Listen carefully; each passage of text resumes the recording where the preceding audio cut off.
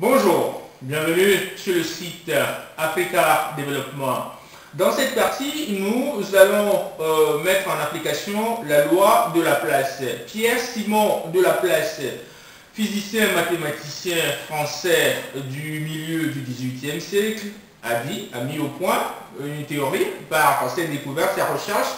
Donc Pierre a conclu que quand nous faisons passer du courant continu dans un conducteur rectiligne placé dans un champ magnétique uniforme, donc ce conducteur rectiligne est soumis à une force.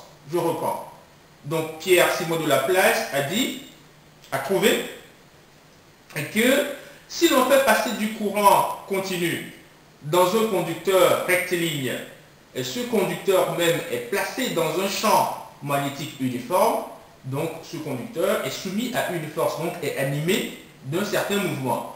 Cette théorie reste abstraite à Cotonou, à Ouagadougou, à Bamako, à Conakry, à Dakar, à Djibouti ou à Nairobi, si en tant qu'enseignant, je n'arrive pas à mettre cette théorie en application, si je n'arrive pas à concevoir un système pour que les étudiants puissent voir concrètement l'expression du fondement de cette théorie et surtout l'adapter, l'utiliser pour répondre en fait à leurs besoins, à régler des problèmes qu'ils rencontrent chez eux quotidiennement à la maison.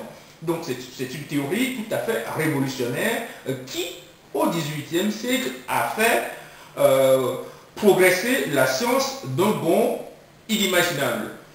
Donc, vous imaginez, à partir du moment où nous disposons du courant continu et d'un champ magnétique uniforme, nous pouvons donc obtenir du mouvement, un déplacement, en faisant passer du courant continu dans un conducteur placé dans un champ magnétique.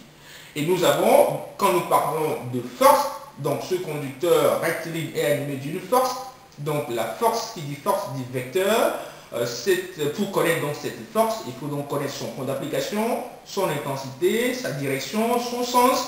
Donc nous avons ici tout un ensemble qui nous permettra de créer du mouvement à partir des structures relativement très simples. Pour mettre en application cette théorie de Laplace, j'ai élaboré un support.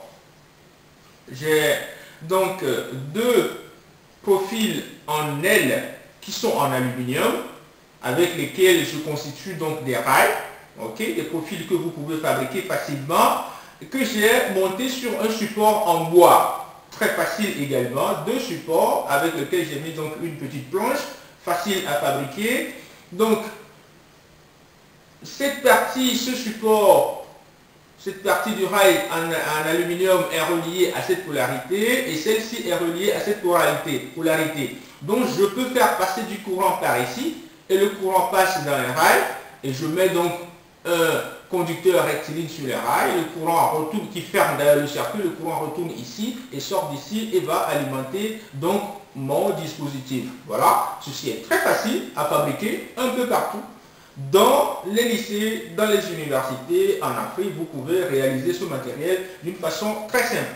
Je dispose donc d'un aimant en U, un fer à cheval. Je suppose donc que je ne connais pas les polarités de cet aimant. La seule chose que je sais, ce que la théorie me dit également, c'est que les lignes du champ magnétique, en ce qui concerne un aimant, donc les lignes du champ, entre par le pôle sud et sort du pôle nord. Donc les lignes du champ entrent par le pôle sud et sort du pôle nord.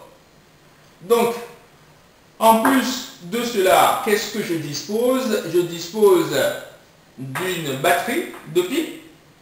La batterie que j'avais déjà utilisée dans les laboratoires précédents. Donc je dispose que je peux l'utiliser très facilement, 4 piles. Je dispose de mon conducteur rectiligne qui a un bout de fil d'aluminium. Je dispose également d'un pied à coulisse. Je mesure donc mon conducteur puisque j'ai besoin de connaître la longueur afin de calculer la force à laquelle elle est soumise. Ce conducteur plutôt il est soumis. Voilà, donc j'ai 40 mm.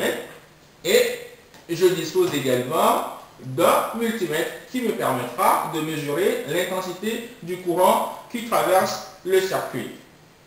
Voilà, je regroupe tout le matériel nécessaire pour la réalisation de cette manipulation.